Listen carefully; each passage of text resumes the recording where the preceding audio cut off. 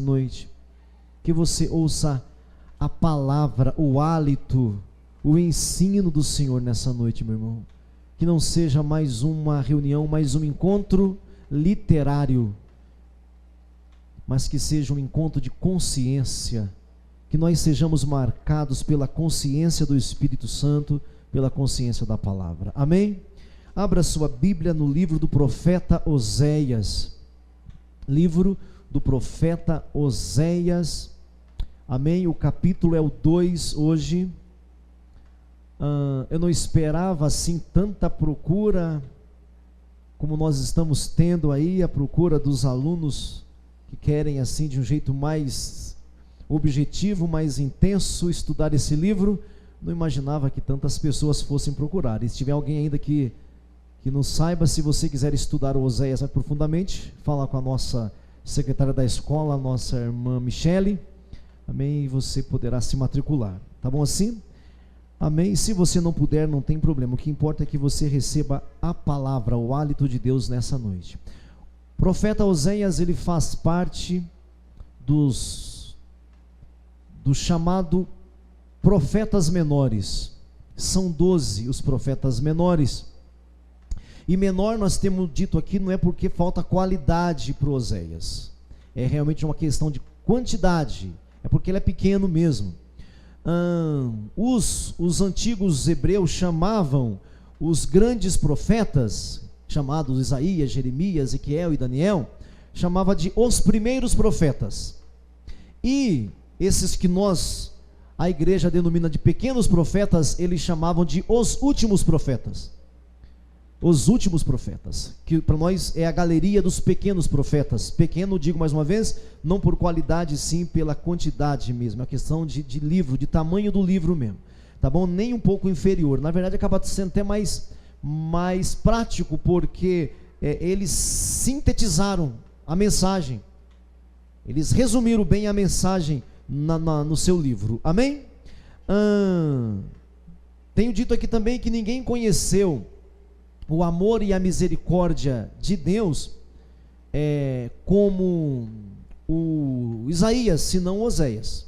O Isaías conhece muito, muito profundamente essa misericórdia, essa graça de Deus, como ele, só o Oséias. E ninguém conheceu as emoções da Trindade como Jeremias, só esse Oséias. Então esse Oséias, ele é interessante demais, amém? Ele é importante demais para nós. Esse é o nosso livro de Oséias. Nós dividimos aqui Oséias em duas partes, ou em três partes. A primeira parte, o 1, que é a apresentação do livro, tá bom? Depois do 1 até o 3, do capítulo 1, 2 até o capítulo 3, nós temos a vida familiar do profeta Oséias e as lições decorrentes da vida familiar dele. Do capítulo 4 ao capítulo 14, nós temos a mensagem profética, os oráculos de Deus ali mesmo, é o que nós temos do capítulo 4 ao capítulo 14, tá bom? Nós já vimos o capítulo 1, já estudamos o capítulo 1, que teve por título o amor de Deus, né? O amor e a misericórdia de Deus. Nós já falamos sobre isso rapidamente na última semana, que Deus mostra o seu amor dando-nos a sua palavra, né? Disse o Senhor a Oséias. Então ele mostra o amor falando com a gente, criaturas dele. Ele dá provas do seu amor fazendo repreensões a gente, e ele dá prova do seu amor possibilitando reconciliação. Ele prova que nos ama, possibilitando um retorno. Esse foi o capítulo 1 que nós já vimos. O capítulo 2 hoje vamos ler e vamos fazer algumas considerações.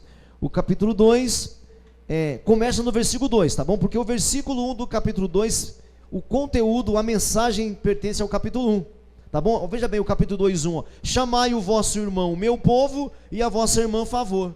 Esse pedacinho pertence ao capítulo 1, ao conteúdo do capítulo 1. Porque ele fala que nos últimos dias, ele vai recondicionar, transformar, mudar, trazer de volta o povo. E aí no fim ele fala isso: eu vou chamar de meu povo e vou chamá-los de favorecido.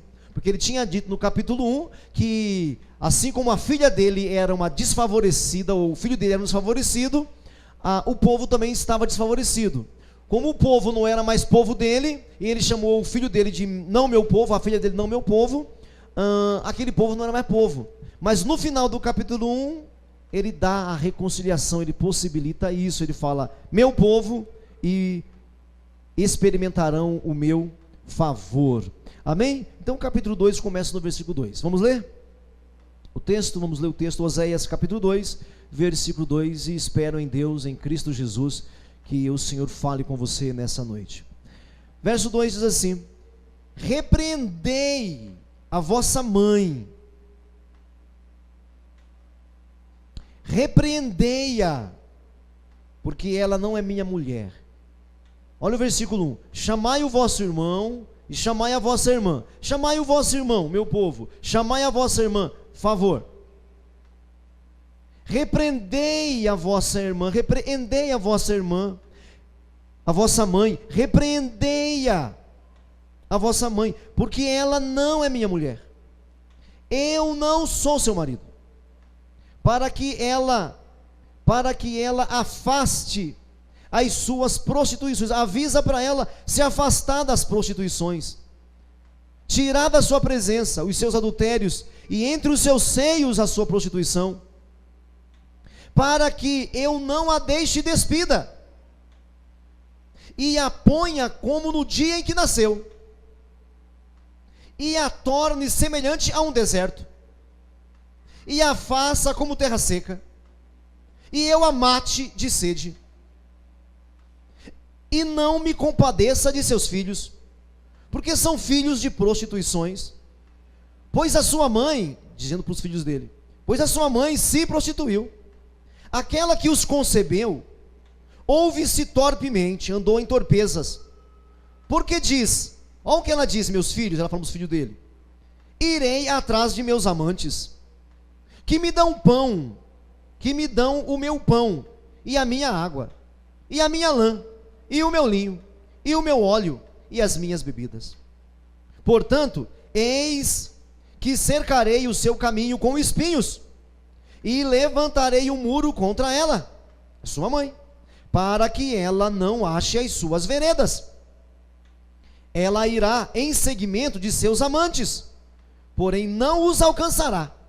Buscá-lo-ás, sem contudo os achar. Então dirá, irei, e tornarei para o meu primeiro marido, porque melhor me ia então do que agora. Ela, pois, não soube que eu é que lhe dei trigo, eu é que lhe dei vinho, foi eu que dei óleo, e lhe multipliquei a prata e o ouro, que ela usou para Baal. Ela pegou tudo que eu dei e ofertou ao Baal, deu ao Baal.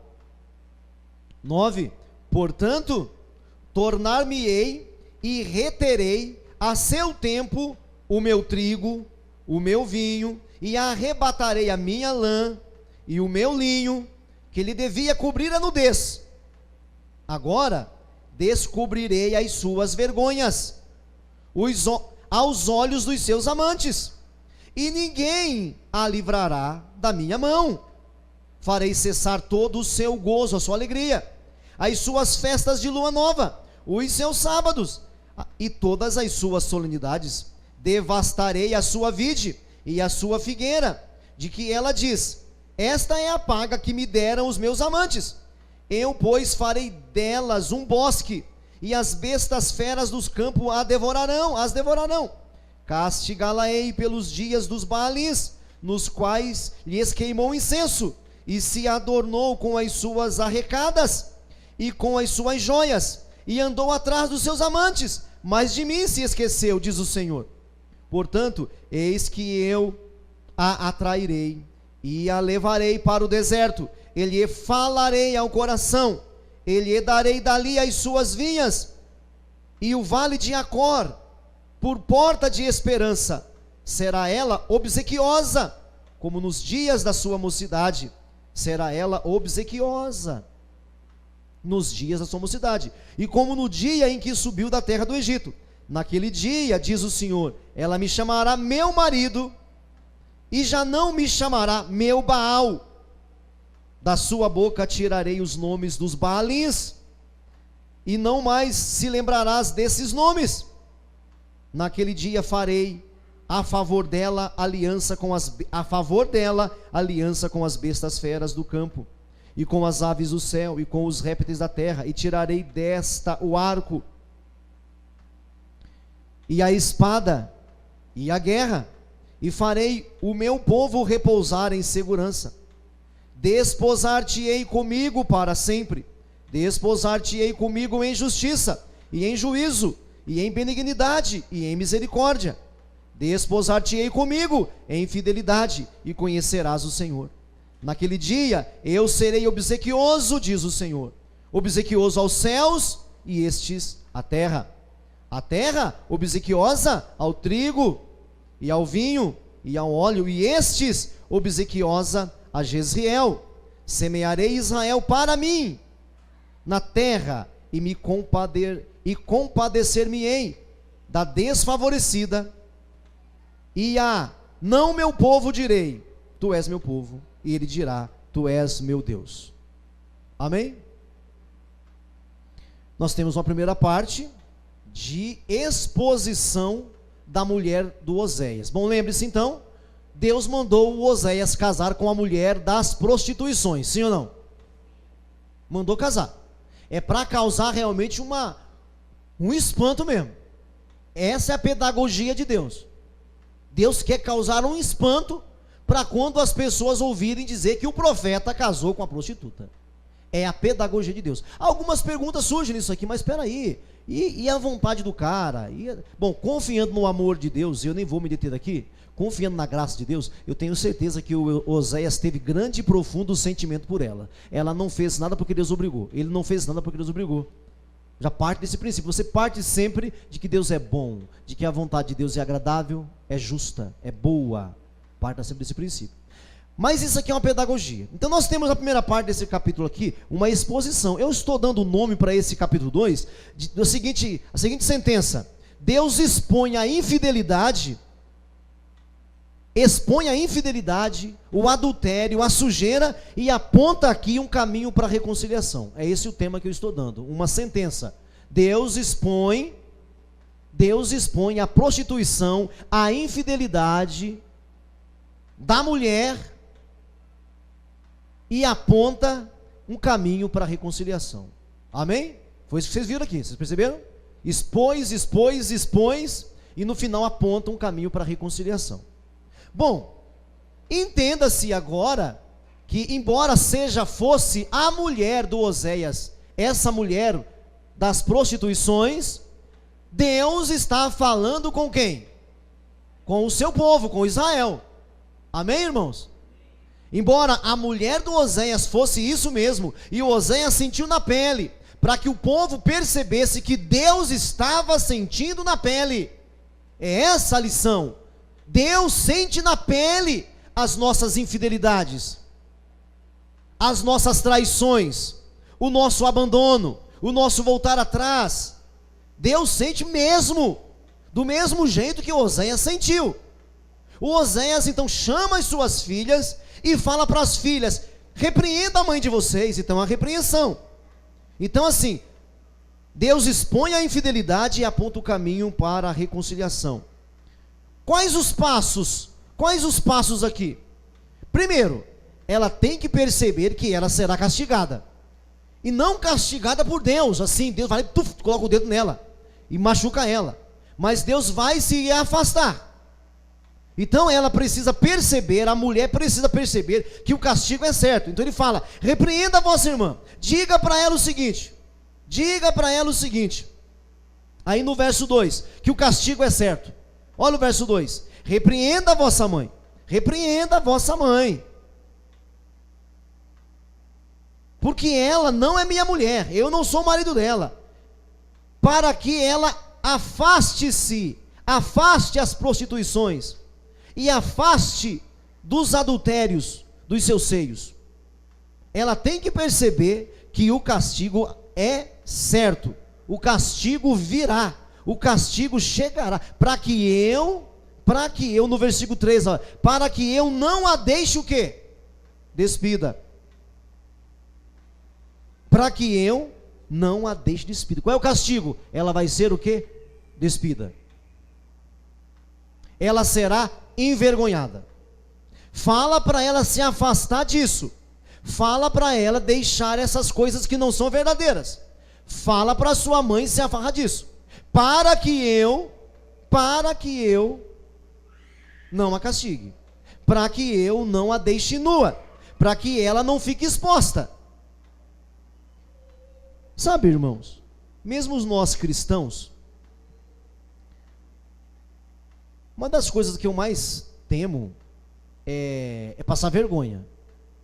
Eu sou muito cuidadoso com isso. Mas às vezes, sabe assim, perder a credibilidade. Mas se eu confiar na minha credibilidade, a minha credibilidade é a minha idolatria. Ou então confiar muito na minha justiça própria. A minha justiça própria pode ser meu objeto de idolatria. Você que ora demais, você pode confiar na sua oração e fazer do seu tempo de oração o seu objeto de idolatria. A gente olha para isso aqui e pensa que é só uma imagem de fundição. Que o Baal era a imagem que eles tinham, que eles adoravam. Mas para nós aqui nem sempre é isso, irmãos. Por exemplo, nos dias de Jesus, gente, isso aqui é muito sério. Depois do cativeiro babilônico, Israel nunca mais foi idólatra. Até hoje. Nunca mais eles foram idólatras. Até hoje. Eles não foram idólatras, esses idólatras clássicos.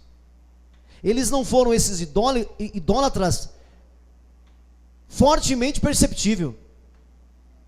Mas você lembra do capítulo 23 de Mateus? Que foi que Jesus disse para eles: vocês que caminham mares e mares para ganhar uma alma, e nem entra no reino e nem deixa essas almas entrarem. Vocês tornam a porta do reino mais difícil de entrar do que antes das pessoas ouvirem. Eles faziam das longas viagens, das peregrinações deles, gente, a idolatria deles. Então para nós, a gente também tem que vigiar. Não é porque você não adora Baal, não adora uma imagem fundida, que você não seja idólatra. Você pode fazer da sua integridade. Eu sou muito apegado à minha integridade. Eu não gosto de passar vergonha. Ainda mais vergonha ministerial. Eu não gosto disso. É uma coisa assim que me tira a paz. Se isso começar a virar uma idolatria, irmãos, eu vou ser tratado, pode ter certeza disso. Pode ter certeza disso. Eu gosto muito do exemplo do Abraão. Quando Deus pede o filho de Abraão. Que prova doida é aquela, né? Quando Deus pede o próprio filho de Abraão. O que o menino fez para ser morto? Nada. O que o Abraão fez de mal? Nada. Mas de repente, alguma idolatria estava aparecendo no coração dele. Então repreenda a mãe de vocês, para que eu não a deixe despida. Então, o castigo é certo, é eminente. Os resultados, as consequências da idolatria são certas. As consequências da infidelidade são certas. As consequências virão. Mas eu posso afastar, para que eu não a deixe despida. Para que ela... O que a palavra despida ensina para a gente? Passar vergonha.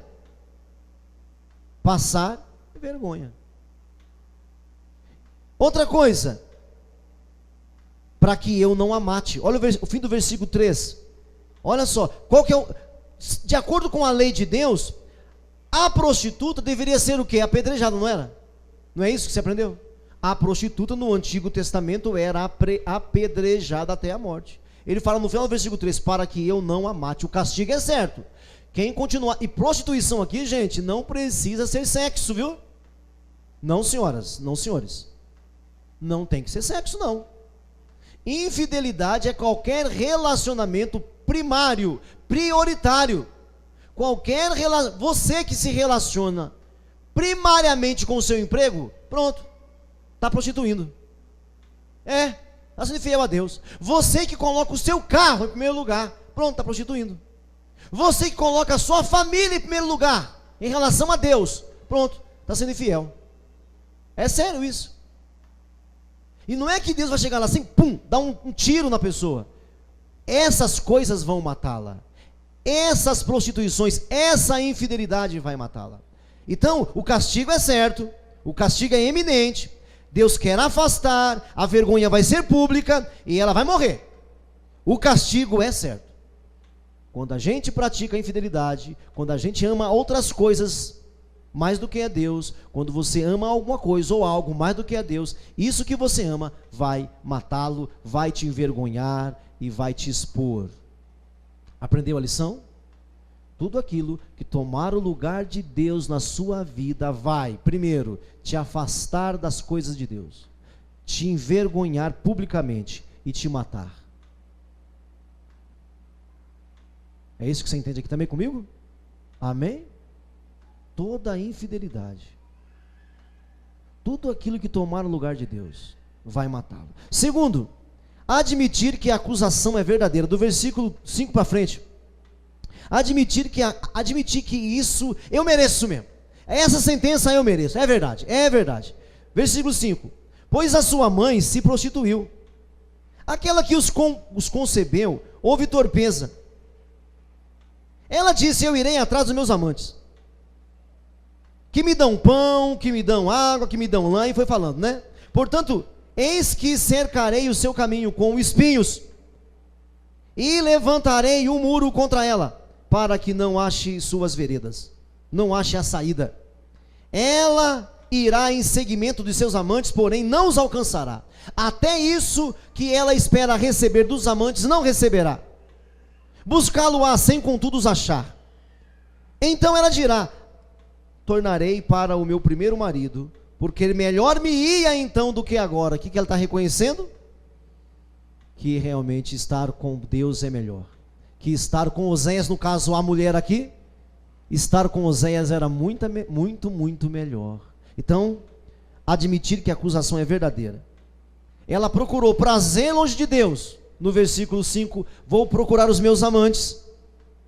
Ela foi ingrata, ela disse o seguinte, eles me dão linho. Versículo 6, versículo 5 ainda, eles me dão pão, me dão água, me dão lã, me dão linho, me dão óleo e me dão bebidas. Ingratidão, porque quem dava não era eles. Quem dava não era eles. E o versículo 13, olha só, esquecimento de Deus, traz isso aqui, ó. Castigá-la-ei pelos dias dos Baalins, castigá-la-eis pelos dias dos Baalins, nos quais lhes queimou incenso, e se adornou com suas arrecadas, e com suas joias, e andou atrás dos seus amantes, mas de mim se esqueceu, diz o Senhor. Quando você objetiva qualquer coisa no lugar de Deus, a tendência é que você se esquece de Deus. É certo o sofrimento, é certo a fraqueza, é certo a angústia. Você já falou com uma pessoa caída ou desviada ou longe de Deus? Como é difícil trazer de volta, já percebeu isso já? Já encontrou com irmãos e irmãs fraquinhos, que por um problema ou outro, por um motivo ou outro, e quando você conversa com o irmão parado, com o irmão distanciado, com o irmão afastado, dê o nome que você quer dar. Quando você conversa, você percebe, irmãos, a pessoa sabe o que você sabe, entende o que você entende, mas ela não tem força, ela se esqueceu, houve uma paranoia, passou-se um apagador na mente. Ela consegue falar igual o jovem lá do pródigo. Ele lembra que na casa do pai tem pão, ele lembra tudo isso. Ele lembra tudo isso. Ela fala que ela tinha isso, tinha aquilo outro. Olha o fim do versículo 7. Sem contudo os achar, então dirá. Ela tentou como não tem mais, né? Porque se tivesse, irmãos, parece que não voltaria, né? Por que o filho pródigo concluiu que na casa do pai dele tinha pão? Porque acabou o pão dele. O filho pródigo queria comer o que, gente?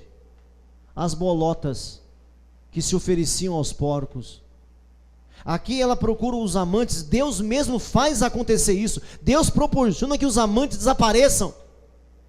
para que ela caia em si. Está vendo a reconciliação aqui, quando eu falei aqui?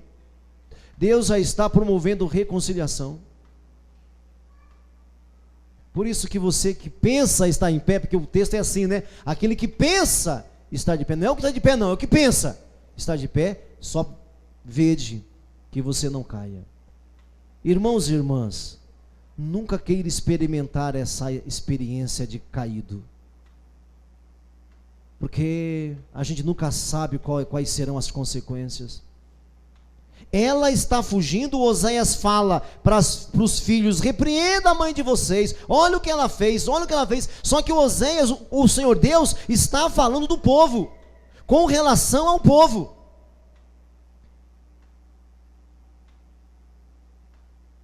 Com relação a Israel, que se afastou, que se distanciou. E finalmente eu quero me deter mais no ponto 3, que é se acertar com Deus. Diga, se acertar com Deus. Diga, perceber que o castigo é certo, admitir que a acusação é verdadeira. Agora fala o seguinte: me acertar com Deus. Nesse ponto eu quero parar um pouco mais com vocês, é do versículo 14 para frente.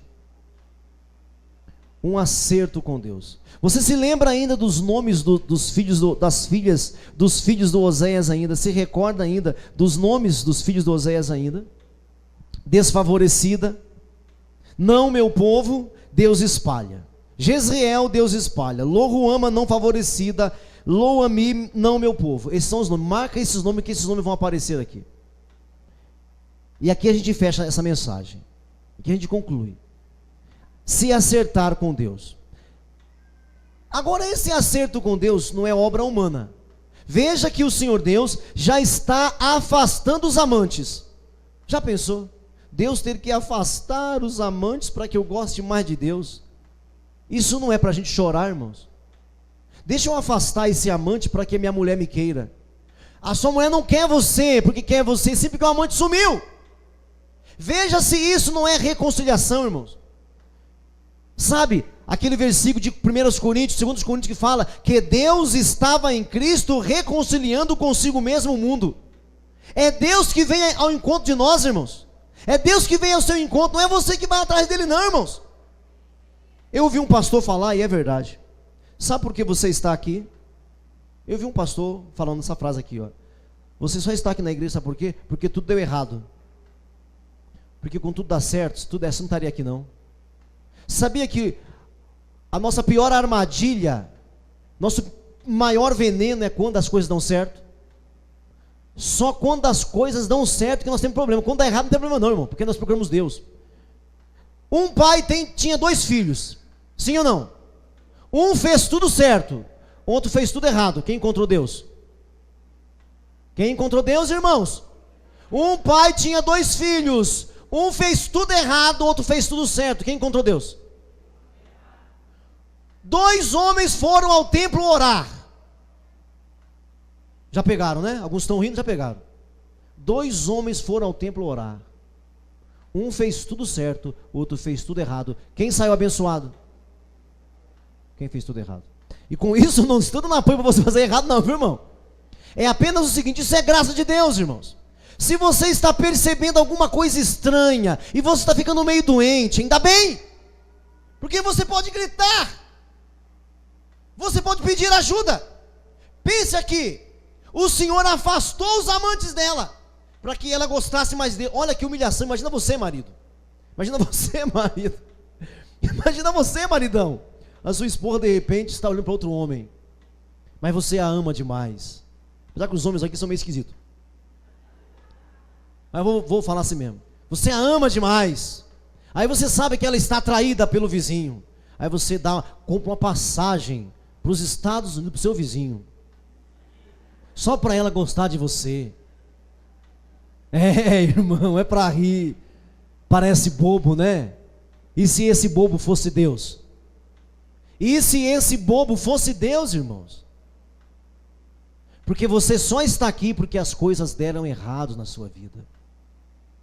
Se desse certo, você não estaria aqui. É porque deu errado.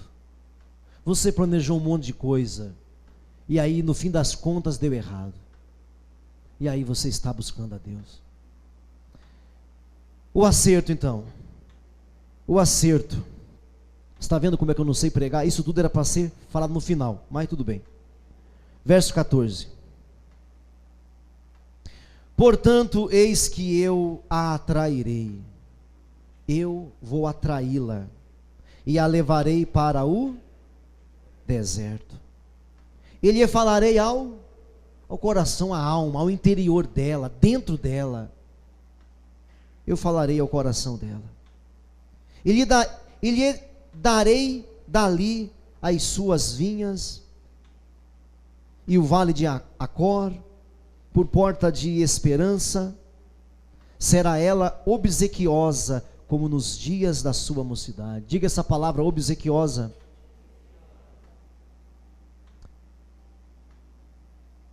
Essa palavra tem grande importância aqui no texto. Você lembra o que é obsequiosa? Quem conhece a palavra obséquio? O que é obséquio? Por favor, é isso? Qual um dos nomes dos filhos de Oséias? Favorecida, não favorecida. Eu a farei obsequiosa. Está vendo como as palavras são muito importantes? Ela será obsequiosa como nos dias da sua mocidade, e como no dia em que subiu da terra do Egito. Quando eles foram tirados do Egito, como é que eles estavam, hein? Parecia lua de mel, não é assim, irmãos? Primeiro amor, lua de mel. Quando eles saíram do Egito, só Deus era Deus. Lembra a Miriam dançando e tocando tamborim? Só Deus é Deus. Eu vou atraí-la para o deserto e falarei ao coração dela. Falarei no profundo dela, no mais profundo do ser dela. Levar ao deserto significa o que, irmãos queridos? Levá-la para longe dos amantes. Levar para um lugar onde não há influência do externo. Levar para um lugar em que ela possa acordar. Vou levá-la ao deserto, aonde não haverá nada para ela olhar, para não ser atraída. Onde não haverá nada para ela ouvir, para não ser atraída pelos ouvidos. Aonde ela não poderá caminhar muito longe, vai ficar perto de mim. Olha o acerto se dá a partir de Deus, meu irmão. Levar ao deserto é para longe dos amantes, sem referência externa, sem referência de longe, sem nada para desagradar. Levá-la ao deserto, sem interferência nenhuma. Verso 16: naquele dia, diz o Senhor, ela me chamará fala para mim, irmãos, meu marido, e já não me chamará o quê? Meu Baal. Aí você fala, pastor, o que é Baal? A palavra Baal quer dizer Senhor. Aí tem um complemento: Senhor da chuva, Senhor do fogo, Senhor da natureza. Só que esse Senhor aqui é no sentido de mandar, de dominar. Então olha o que o Senhor fala: naquele dia, diz o Senhor, ela me chamará meu marido, não me chamará meu Baal. Qual é a lição aqui, gente? Meu Baal quer dizer meu dono, meu dominador. Ela não vai me chamar de meu dono, ela não de meu senhor dono, mas vai me chamar de meu marido. Isso aqui é Novo Testamento, irmãos. Lembra quando eu falava para você no passado que havia outros lugares em que Deus era chamado de pai indiretamente? Eis aqui, indiretamente, Deus é chamado de pai, não um dono, não um patrão, o pai. Por exemplo, gente, um pai, quando chama um filho para trabalhar consigo, um pai, quando chama um filho para trabalhar consigo, ele quer um trabalho bem feito ou ele quer relacionamento? Se o pastor Antônio chamar o Pedrinho para trabalhar com ele, o que ele quer? Relacionamento ou serviço? Diga para mim, irmãos. Porque o Toninho vai ter que refazer tudo que o menino fizer. Eu chamo meu filho para ensinar a fazer comida, fazer alguma coisa, é ele fazendo e eu arrumando atrás. É melhor chamar alguém daqui para fazer para mim, ué. É melhor chamar um empregado, contratar e pagar, porque se fizer mal feito, faça de novo, irmã. Vai, aqui, tá aqui. Mas se for seu filho, não. A gente chama o filho, por quê? Porque que relacionamento, irmãos. Quando fala meu marido, não meu Baal, o Senhor está falando assim, eu quero intimidade. Pense na palavra sexo mesmo. Há alguma coisa mais íntima do que o sexo?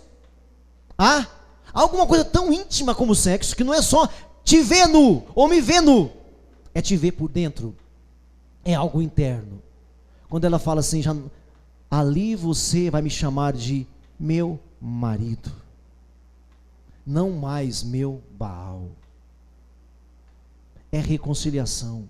Então Deus expõe a infidelidade, Deus expõe a idolatria, Deus expõe a traição, Deus expõe a prostituição, mas aponta um caminho para a reconciliação.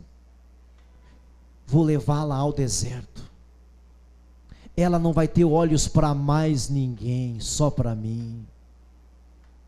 Aleluias. Você tem olhos para quem, meu irmão? Para quem é o seu primeiro olhar? De verdade, igreja, nesses dias de evangelho adulterado, de evangelho da rebeldia, evangelho da rebelião, para quem é o nosso olhar primeiramente, queridos? É para o teu salário no fim do mês? Porque facilmente a gente se revolta contra Deus, porque não vem com essa de que você está zangado comigo e vai largar Deus. Na verdade, você já largou Deus, aí usa-me para dizer que sou eu, ou que é seu irmão aí do lado. Ah, o irmão não fala comigo, a irmã não fala comigo, eu não vou mais nessa igreja. Não, é Deus na verdade. Nós nos afastamos de Deus, nos tornamos rebeldes, nosso nariz empinou, a nossa mente cresceu demais, você não cede mais, não se rende mais, e aí você pensa que é a minha, o Clóvis. Eu vou levá-la ao deserto. Lá no deserto ela só vai ter olhos para mim, só vai ter ouvidos para mim, só vai ter braços e abraços para mim. É isso que Deus quer de nós, irmãos. Que em primeiro lugar os seus olhos sejam para Ele, os seus beijos sejam para Ele, os seus abraços, os nossos abraços sejam para Ele. Em primeiro lugar, eu vou atraí-la ao deserto, vou falar ao coração dela. Coração aqui não é emoção, gente. Coração aqui não tem nada a ver com emoção, viu? Nada a ver. Porque os Baalins, esses sim falam a emoção. O evangelho adulterado fala a sua emoção, irmãos. Tem pregadores por aí que fazem você chorar. Irmãos, quando Paulo fala a Timóteo que nos últimos dias aparecerão gente que vão dar ouvido a ensino de demônios, irmãos. Não é que alguém vai falar endemoniado, não, irmãos. Tem nada a ver com isso. A gente fica esperando vir aí um cara que vai falar endemoniado, não. Quando fala que nos últimos dias, escute isso aqui, nós vamos dar ouvidos a espíritos enganadores, a ensino de demônios. Sabe o que é ensino de demônio, irmão? Presta atenção. Ensino de demônio é o seguinte: a sua vontade vai ser feita, irmão. Venha para cá, dá o dízimo direitinho, faz tudo certinho, que aí a sua vontade vai ser feita. Ensino de demônio. Ensino de demônio. Está vendo esses reinos? Está vendo esses domínios? É tudo meu, eu vou te dar. Quem falou isso para Jesus, irmão? Quem disse isso para Jesus, irmão? Fala para mim, igreja. Isso é ensino de demônios. Quando fala assim, tá vendo todos os reinos desse mundo? Eu vou te dar. É só você orar direitinho, é só você jejuar, eu vou te dar tudo. Isso é ensino de demônios. Tá vendo essas pedras? Transforma essas pedras em pão, você é poderoso. Isso é ensino de demônios, irmãos. Quando fala para você assim, pula aqui de cima, você não vai morrer, porque Deus é poderoso. Quem falou isso para Jesus, irmão? Diga para mim, igreja. Satanás. Hoje você vai achar pregadores que enchem o seu bolso de dinheiro, fala que você vai ganhar tudo de dinheiro. Satanás falando na boca deles. Há outros pregadores cheios de fogo e de repertório e de dinamismo, e que fala que você é poderoso, que você vai ter um reteté de Jesus, que você vai dançar no Espírito, que você vai ver os céus abertos, ensino de demônios. E tem muita gente caindo nessa. E tem aquele ensino: não passa fome. Coma. Não passe fome. Come já, para que demorar? Come. Você pode. Vai comendo. Ensino de demônios. Você pensa que ensino de demônios é alguma coisa que o demônio vem, uma doutrina falsa? Está cheio de boa doutrina por aí de demônios. Está cheio de pastores bons aí, com doutrina de demônios, porque coloca a sua vontade em primeiro lugar. Que tal se nós mudássemos nossa oração? Vamos mudar nossa oração? Vamos mudar. Pai nosso que estás no céu, aqui na terra está muito bom. Faça a sua vontade aí no céu, como é feita aqui na terra. Que tal essa oração? Ô Deus, ô Pai, faz a sua vontade aí. Faz a vontade aí no céu, como é feita aqui na terra. É assim a oração, irmãos? Mas é isso que a maioria das igrejas estão ensinando por aí. Não é, irmãos? Eu estou falando alguma asneira aqui, irmão? Falar ao coração não é falar a sua emoção. E também não é falar ao seu raciocínio lógico também não. Mas falar ao seu entendimento, à sua consciência. Falar com entendimento. Não é ter grande conhecimento teológico não. Não é saber teológico não. Eu tenho um certo conhecimento teológico, mas não vivo disso. Não me serve para nada. Na hora de educar os meus filhos, de me relacionar com você, não é a teologia que me ajuda. É o discernimento que o Espírito me dá. Você sabia que às vezes me dá vontade de chutar tudo? Sabia que uma pastora às vezes dá vontade, não de desistir não, mas de chutar tudo? Porque isso parece um circo. É o tempo inteiro apagando fogo. É o tempo inteiro. Ah, irmão, calma lá, irmão. Ah, calma, irmão. Ai, calma aí, irmão. Pera aí, irmão. Ora, irmão. Às vezes dá vontade de chutar tudo, fazer uma casinha no meio do mato. E quem quiser aprender a Bíblia, vem aqui. Pronto. Às vezes, vou te contar, dá vontade de chutar tudo. E ser um profeta Elias da vida. Matar um urso, tirar a pele do urso, botar na cabeça e ficar igual um louco por aí. É, irmãos. Às vezes dá vontade. Porque você tem que dar mamar o tempo inteiro. Porque os filhos de Deus não amadurecem. Você tem que apaziguar o tempo inteiro. Você tem que mimar o tempo todo. Ele fala: vou atraí-la ao deserto e vou lhe falar ao coração. Ela vai entender. Vou falar-lhe ao coração. Não me chamarás mais meu Baal, meu dono. Como é que você se relaciona com Deus? Como ele fosse seu dono? Ou como ele fosse seu amigo íntimo? Como é que você conversa com Deus? Você já conversou com Deus pelado, nu, com a mão no bolso? Então faça isso. Quem sabe você aprende alguma coisa? Porque se você é daqueles que tem vergonha de Deus, então você não é íntima com Deus. Não é íntimo com Deus.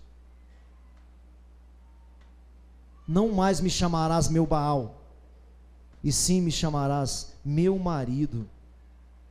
Naquele dia farei a favor dela uma aliança com as bestas feras, a favor dela. Lembra que lá do versículo 2 até o versículo 9, ele falou para as bestas feras atrapalhá-la. Agora, olha o que ele diz: naquele dia farei uma aliança com as bestas feras do campo, as aves do céu, com os répteis da terra, tirarei dela o arco, a espada. Aqui está falando dos fins dos tempos.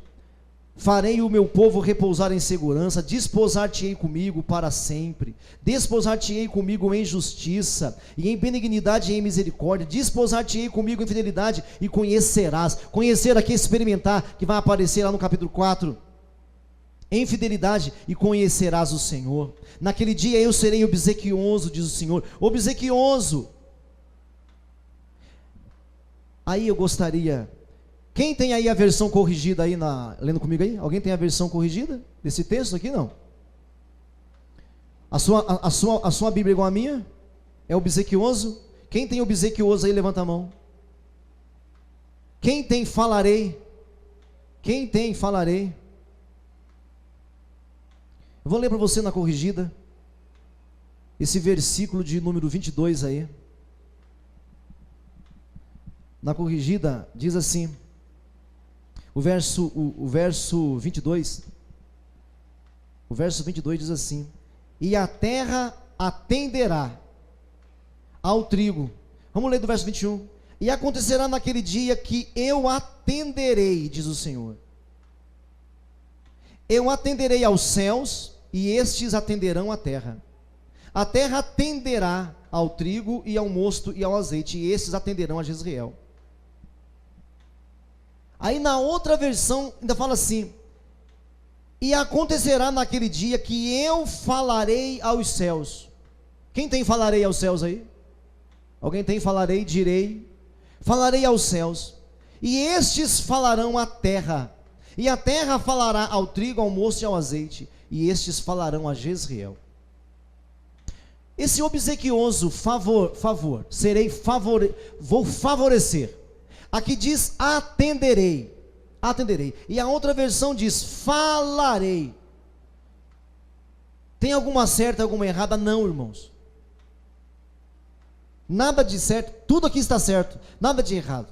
É que um tradutor da Bíblia pegou um foco, o outro tradutor da Bíblia pegou um outro alvo. Um tradutor da Bíblia foi bem literário, ele pegou a palavra favor para combinar com os nomes dos filhos. Serei obsequioso, eu vou favorecer. Eu falei que eu não mais favorecia, agora eu vou favorecer você. Vou favorecer você. Mas o texto falarei aos céus, e o legal é isso aqui, ó. Por que não fala assim, ó, eu vou falar a tudo? Por que aparece assim, ó, olha o verso 21, eu serei obsequioso aos céus, aos céus, e estes serão obsequiosos à terra, e a terra será obsequiosa ao trigo, ao vinho e ao óleo, e estes a Jezreel. Jezreel é quem mesmo, irmão? Quem é Jezreel? Quem é o Jezreel? O filho. Ao povo serei favorecido. Então ele vai dizer aos céus. Você já leu aquele texto na Bíblia em que Deus diz assim: eu sustento todas as coisas com a palavra do meu poder? Hebreus 1:3, lembra disso? Deus sustenta todas as coisas com a palavra do seu poder. É isso aqui, ó. Eu serei obsequioso, eu falarei aos céus, e os céus falarão à terra. A terra falará ao trigo, ao vinho e ao óleo, e estes falarão ao povo. Ou seja, Deus deu uma palavra, irmãos. Ele favoreceu a gente a partir dos céus. Diga, dos céus. Então o acerto com Deus se dá em todos os níveis. Quando você se acerta com Deus, os céus te favorecem, a terra te favorece, e tudo aquilo que diz respeito à terra te favorece. Quando você se acerta com o Senhor, a palavra está liberada para nós, para você e para mim. Diga, uma palavra está liberada. Diga, desde os céus até a terra. Quando você se acerta com Deus. Então, pastor, então a gente não precisa pedir mais. Você captou? É só você ser. É só você agir. Pedir, você pode, não é proibido não. Mas quando você tem esse entendimento, pedir é de menos. É só você ser essa pessoa que tem olhos para Deus, que tem ouvidos para Deus, que tem lábios para Deus. Porque Ele já falou aos céus. Os céus já falou à terra. A terra já falou aquilo que a terra tem que produzir. E a terra será obsequiosa conosco. Por isso eu encerro agora. Por isso que você vai ver, quando em Israel, na época do profeta Elias, você lembra daqueles anos de fome, que não chovia? Lembra disso? Quem lembra que não chovia? E por que não chovia? Idolatria, infidelidade, desfavorecimento, não favorecido. Presta atenção aqui, querido irmão. Aqueles que não têm olhos para Deus, que não têm ouvidos para Deus, que não têm lábios para Deus, a terra seca, os céus se fecham. Você já viu pessoas, você estava conversando com o irmão aqui que estava desempregado, aí eu falei para ele assim, eu estava preocupado com ele, eu falei, meu irmão, e aí meu filho? Não, pastor, tudo bem. Mas como tudo bem, rapaz? Tudo bem, pastor. Irmãos, que lindo. Sabe o que é isso? É saber que é favorecido. Você é um favorecido, independente do que nós temos no bolso, independente do que você tem na sua mão. Quando você é fiel a Deus, quando você não trai a confiança de Deus, os céus te favorecerá. Já há uma palavra, Hebreus 1:3. Deus sustenta todas as coisas com a palavra do seu poder. Eu estou em comunhão com Ele? Estou. Eu estou no deserto com Ele? Estou. Eu tenho olhos só para Ele? Tenho. Eu tenho ouvidos só para Ele? Tenho. Eu tenho boca só para Deus? Sim. Então você é um favorecido pelos céus, pela terra, pelas coisas da terra. Você é favorecido. Você não tem que mendigar o pão. É essa mensagem do profeta Oséias. É novo testamentária. Parece que eu estou lendo Coríntios aqui. Parece que eu estou vendo Timóteo aqui. Favorecido. Ele te leva ao deserto às vezes para você corrigir o seu olhar, para você corrigir o seu ouvir, para você corrigir o seu falar. E eu espero em Cristo nessa noite que o seu olhar tenha sido corrigido, irmão. Você que está andando de uma forma que desagrada a Deus, o céu pode fechar para você. Você pode ser chamado de desfavorecido por algum tempo, até ser levado ao deserto outra vez. Irmãos, como é que estamos nós com a nossa fidelidade? Nós somos fiéis ou infiéis? O que está em primeiro lugar? Olha para mim aqui, para de brincar com essa criança, que senão você perde tudo. Isso é uma iluminação, uma revelação, meu irmão. Corrija o seu olhar nessa noite. Você já está mal acostumado. O primeiro amor já se foi faz tempo. Você se afastou de Deus estando aqui dentro, vindo todas as quartas ou todos os domingos, não sei o dia que você prefere vir. Já se afastou de Deus. E Ele está falando, naquele dia, eu a levarei ao deserto. A levarei ao deserto. E falarei ao coração. De repente, aqui hoje é o seu deserto. Ele está chamando você de volta. O céu está fechado para você. A terra está seca para você. O tempo fechou para você. Está na hora de você rever a sua fidelidade. Será que nós não estaríamos em prostituição espiritual com Deus? Será que outras coisas não têm tomado o lugar de Deus? Curva a sua cabeça, feche os seus olhos e se acerte com Deus nessa noite. Se acerte com Deus nessa hora. Feche os seus olhos, por gentileza.